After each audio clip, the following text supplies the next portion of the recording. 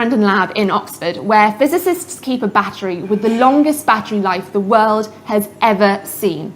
It powers the Oxford electric bell, and it's been running almost continuously for over 176 years. It was bought by the Reverend Robert Walker, who was a reader in experimental philosophy at Oxford. That's what they used to call physicists in those days, and should hopefully give you an idea of quite how long ago we're talking. He bought it back in 1840. So let's just take a second to put that in some context. If we skip back another 60 years, the year is 1780. Mad King George is still on the British throne, the US declared independence just 4 years earlier, and Napoleon is still a schoolboy. Over in Italy, a physicist, Luigi Galvani, was dissecting a frog's leg with metal tools, but when he touched a nerve, he saw the frog's muscles twitch, and he thought that this was animal electricity. Another Italian physicist, Alessandro Volta, heard of this experiment and realised that the frog's leg was just a fancy electrolyte that allowed current to flow between the copper and iron tools that Galvani was using. And Volta went on to invent the first ever battery in 1800, called the voltaic pile, made by piling up discs of copper and zinc, well here I've got aluminium foil, and sandwiching them with discs of cardboard that were soaked in brine.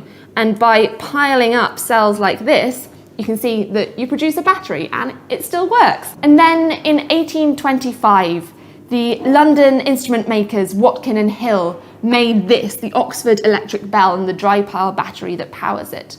And although it was just 25 years after Volta invented the first ever battery, this battery here went on to outlive every single other battery the world has ever produced, and has won the Guinness World Record for the world's most durable battery. How does such an old battery last so long? Well, it's a dry pile battery, so it's got a paste inside with the minimum amount of water needed for the electrolyte to work, and all that water is kept in with this solid sulfur coating. But beyond that, we don't really know what's inside it. Looking at diagrams of other batteries from around the time, it's probably got about 2,000 of these discs made from zinc and manganese dioxide all stacked up.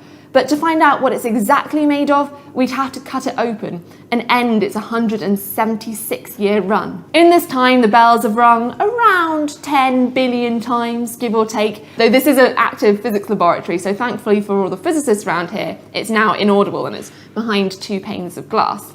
Each time the bell rings, the clapper takes a tiny 1 nanoamp of current, but the voltage between the bells is a whopping 2 kilovolts. That's nearly 10 times the voltage of UK mains electricity. How long can it keep on running for? Well, no one really knows. The people around here reckon that the bell will break from wear and tear long before the battery runs out of power. In 1841, just 1 year after Oxford bought the bell, the instrument makers themselves wrote in a letter, "The residual electrical power sufficient to keep up the ringing of the bells seldom lasts more than 3 or 4 years. It's a pretty apparatus, but alas, very transient in its working powers." How wrong could they be?